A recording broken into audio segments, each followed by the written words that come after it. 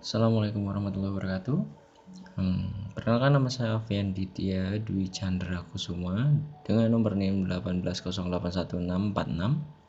Kali ini saya akan mencoba wawancara teman saya. Dia adalah seorang dokter di salah satu puskesmas atau rumah sakit, saya lupa.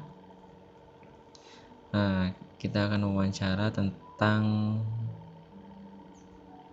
karir ya. karir beliau, gimana dia mengawali karirnya, terus kematangan karirnya seperti apa. Oke, kita langsung saja telepon yang bersangkutan.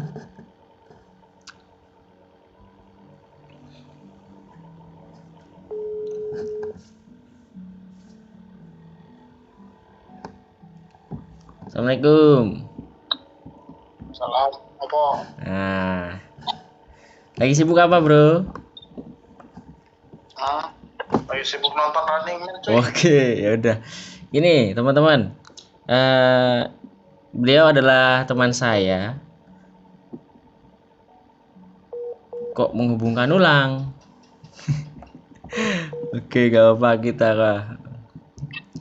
Beliau adalah teman saya, salah satu teman saya yang sekarang kerja sebagai dokter. Ya, ini namanya Mas Indra. Ya, kita panggil saja Dokter Indra ya. Nah, selamat sore Dokter Indra. Sore. Oke. Suaranya bisa agak lebih kencang lagi, Dokter Indra? Gimana ya kenceng ini ya? Oh, udah kenceng deh. Oke. Nah, kita. Jadi saya di sini itu mau menanyakan tentang karir dokter Indra, yang mungkin bisa sedikit diceritakan bagaimana waktu dulu memilih kerja atau menempuh karirnya di bidang kedokteran itu dulu kayak gimana sih? Ya, ini ceritanya mulai dari mana nih? Serah, mungkin boleh disingkat seperti itu atau mau langsung ke intinya. Misalkan saya dulu milih ini karena pengen keinginan seperti ini dan sekarang alhamdulillah tercapai seperti itu, mungkin bisa dicontohkan seperti itu. Sebenarnya dulu uh, uh, kedokteran itu cuma sama kuliah terkadang keinginan saya berhentaan untuk menjadi dokter, lebih ke arah ingin ke apa ya, ke kesehatan masyarakatnya justru. Cuma kan setelah lulus punya sarjana kedokteran gitu, berasa nanggung ya kalau misalkan gak jadi dokter. Ya udah dijadiin dokter aja dulu sekali ya. Tuh. Sekarang Dokter Indra nih lagi kerja di mana? Oh, kalau sekarang sih lagi internship ya. Lagi internship di Puskesmas Sleman. Gitu, oh ya. Ya paling bentar lagi balik lagi rotasi ke rumah sakit PDHI. Wah, oke. Begitu. Berarti sekarang dokter itu apa kegiatan, bukan kegiatan, mohon maaf. Berarti karir dokter yang Dokter Indra jalani sekarang itu dianggap seperti aku bakal kerja kayak gini deh selamanya, atau memang ada kerjaan lain?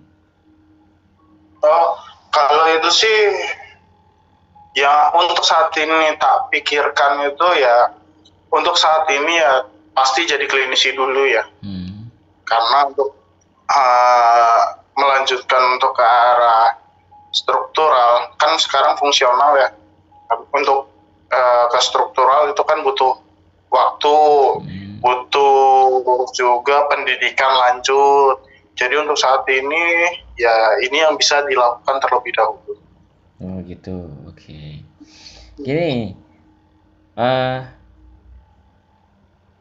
pasti kan ini kan nggak hanya ini bukan karir awal ya, bukan bukan istilahnya eh, sudah lama ya, sudah lama dijalani, sudah berapa tahun mungkin kalau saya boleh tahu? Hampir 1 tahun sih, Hampir 1 tahun ya, hampir 1 tahun. hampir 1 tahun. Kalau resmi jadi dokternya ya, kalau Hmm, resmi jadi dokternya hampir 1 tahun. gitu gitu. Ada nggak sih strategi untuk mengawali karir dokter itu?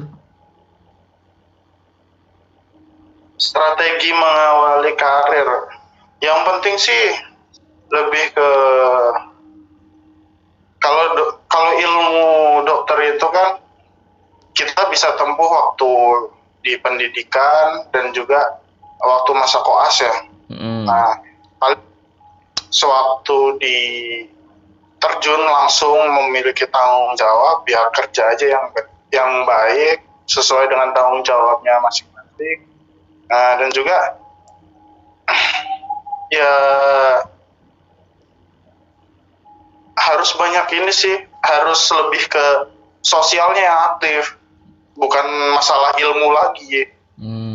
berarti lebih lebih ke berinteraksi dengan manusia ya istilahnya kepada orang-orang. Ya, Hmm. lebih Nah, pertama ya pasien, hmm, semio, ya bawa diri lah. gitu. Selama bekerja di rumah sakit atau puskesmas, biasanya itu bekerjanya secara, mohon maaf, multitasking atau dengan cara sistematis? Ya, kalau yang mungkin saya bisa jelaskan sedikit tentang multitasking. Mungkin multitasking yang saya maksud adalah mengerjakan banyak hal dalam suatu waktu, dalam satu waktu, mohon maaf, atau sebagai bekerja dengan sistematis yang satu pekerjaan ini harus selesai dulu baru melanjutkan pekerjaan yang lain. Itu kalau dari peran dokter itu masuknya bekerja secara multitasking atau sistematis? Tergantung sih sebenarnya, tergantung di mana. Kalau di puskesmas lebih ke sistematis. Hmm. Jadi satu kelas dulu, baru bisa satu lagi. Nah, tapi kalau di rumah sakit jelas nggak bisa ya. Hmm. Harus melihat kalau di rumah sakit, apalagi jika dokternya satu, ternyata pasien yang membutuhkan banyak. Jadi Hmm. mau nggak mau kerja di banyak hal. Gitu sih. Tergantung tempatnya, Tergantung lebih tempat tepatnya. ya. Jadi di rumah sakit harus multitasking, bisa bisa macam-macam, bisa mengcover banyak hal ya kalau di rumah sakit, tapi kalau di puskesmas malah multitasking. Oke, kalau di tempat bekerja nih, tempat bekerja sekarang, Hmm. dapat pembelajaran apa sih dari pekerjaan yang sekarang itu? Banyak hal, sebenarnya banyak hal. Satu skill. Mm-mm. Belum tentu di setiap pendidikan koas di setiap universitas menerapkan hal yang sama. Mm-mm. Contohnya kayak di tempat saya lebih banyak ke teori ketimbang skillnya. Jadi pas Hmm. saya rasakan ketika uh, berhadapan dengan pasien langsung dipenuhi dengan tanggung jawab yang penuh, ya itu dituntut skill yang harus mumpuni. Hmm. Apalagi ya seorang dokter itu kan dituntut harus bisa lebih ketimbang profesi lainnya di bidang tenaga medis. Tuh. Oke. Ada nggak sih cara atau mungkin kiat-kiat dari Dokter Indra sendiri untuk mengembangkan karir dalam dirinya Dokter Indra sendiri? Sebenarnya sih tergantung dengan keinginan nanti masa depannya mau jadi apa sih. Hmm. Lebih ke arah situ. Jadi kalau misalnya mau ke struktural, ya kita harus banyak tanya gimana uh, kerjaan di ranah struktural tuh kayak gimana. Terus juga uh, lebih menyelami beberapa hal di bidangnya aja sih. Kalau misalkan lebih ke skill mau jadi spesialis, ya berarti kita harus bisa meyakinkan istilahnya meyakinkan diri dan meyakinkan para senior kalau kita memiliki skill tersebut gitu. Tergantung semuanya. Oke. Jadi selama bekerja di puskesmas dan rumah sakit berarti banyak hal yang bisa dipelajari ya dari senior kayak gitu untuk dicontoh untuk mengembangkan diri jadi lebih baik gitu kan daripada waktu pas sewaktu masih pendidikan seperti itu. Nah, oke. Terus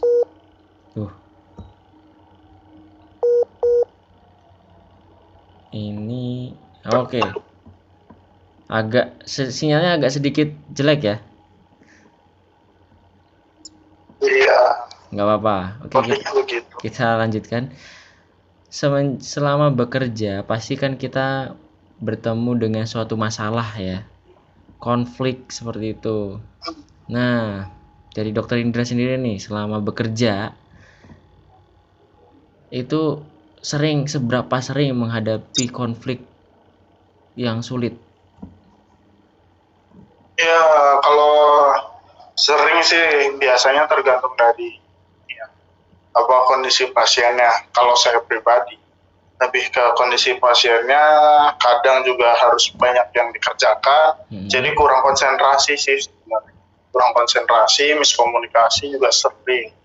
Seringnya penyelesaiannya simpel sih, perbaikin aja komunikasinya, terus juga coba selesaikan satu-satu mana yang paling urgent dan mana yang harus berani memilih mana yang urgent, mana yang bisa ditinggal dulu.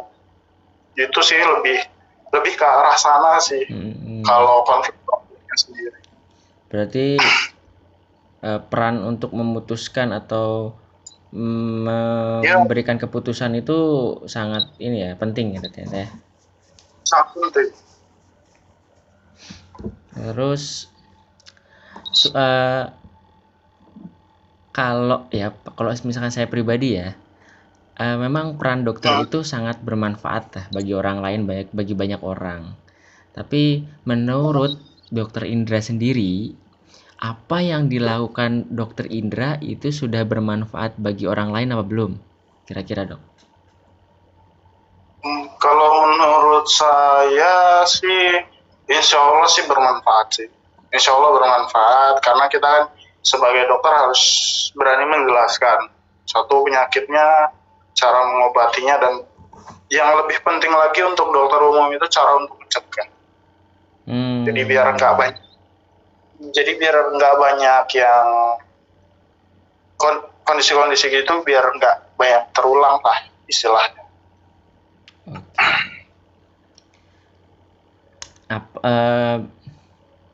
Berarti ini udah jadi dokter, sudah bekerja dan banyak pengalaman tentunya ya.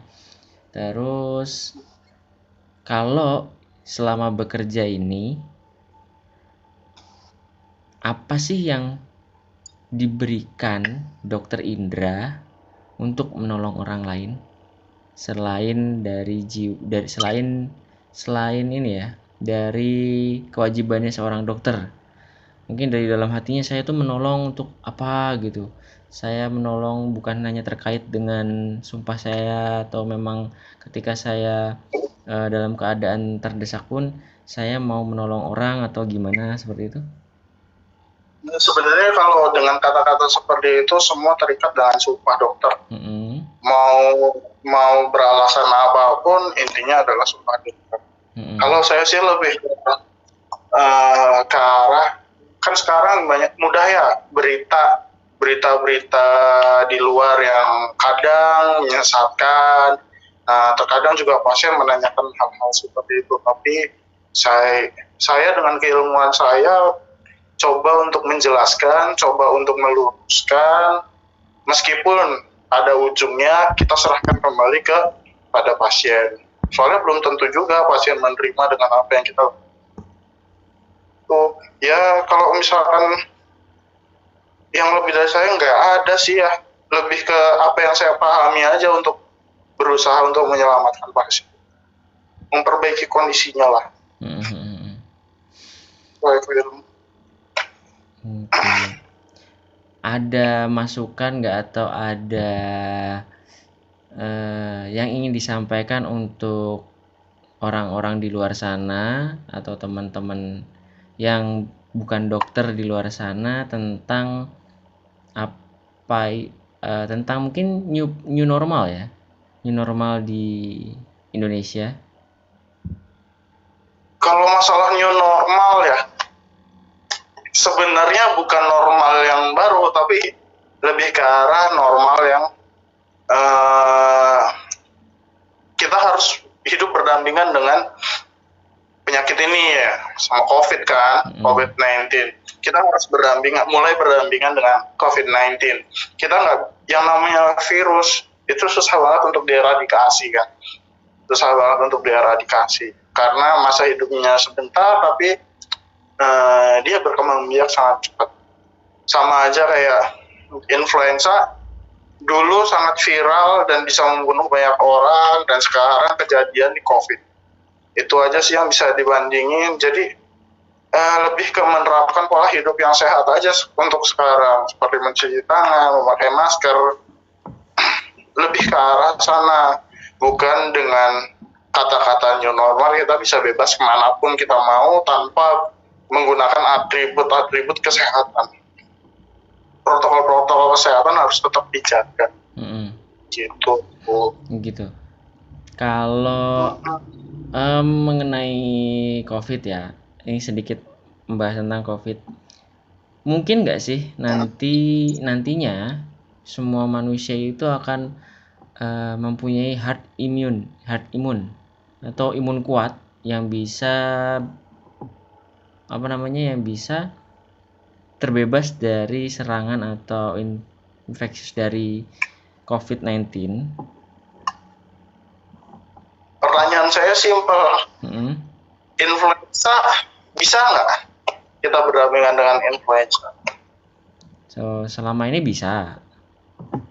Bisa toh? Ya mirip aja.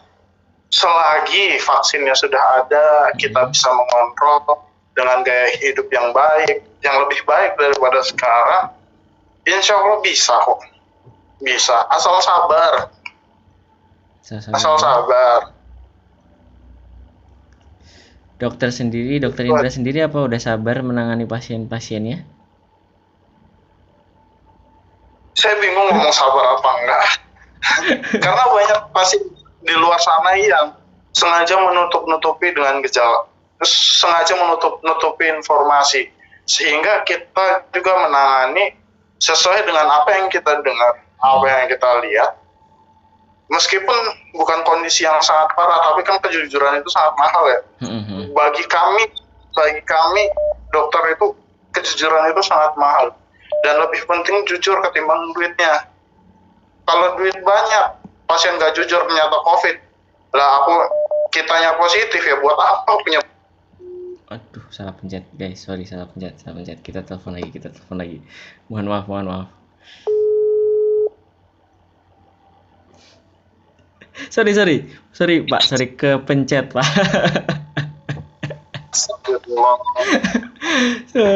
Tadi sampai mana? Mohon maaf kepotong. Ya tadi kan ya intinya kita sih butuhnya kejujuran para pasien tentang kondisinya, kejujuran para pasien tentang apa yang kita tanyakan, informasi yang kita butuhkan gitu. Karena istilahnya kalau kalian nggak jujur ya sebagai pasien, kalian membahayakan para dokter juga. Membahayakan para dokter sama aja membahayakan pasien-pasien lainnya yang terkena. Nah, itu. Jadi istilahnya kalau misalkan ya kita bayangin aja, jadi dokter itu butuh minimal sekitar 7 tahun ya. Itu dokter umum. Nah, dokter spesialis bisa sampai belasan tahun. Nah, untuk operasi satu aja kan butuhnya waktu waktu banyak banget kok. Iya. Satu tumbang itu 8 tahun lagi untuk apa mensuplai kebutuhannya lagi. Nah, itu yang dipikirkan matang-matang. Nah, COVID kan bukan masalah. Sebenarnya yang jadi pahlawan di masa pandemi kayak gitu, itu bukan dokter sebenarnya. Pahlawannya itu pasiennya sendiri yang berani jujur. Dan masyarakat juga dukung. Gitu. Oke. Oke, cukup. Mungkin segitu aja Dokter Indra yang wawancara yang telah saya sampaikan. Terima kasih sebelumnya sudah membantu mendapatkan informasi yang penting ya. Ini terus terang penting sekali. Ternyata pembahasan COVID terakhir ini penting sekali. Ya nanti mungkin siapa tahu bisa bermanfaat bagi teman-teman kita yang mendengar. Oke, sekian. Selamat sore Dokter Indra, terima kasih. Assalamualaikum warahmatullahi wabarakatuh. Ya, sehat-sehat bro.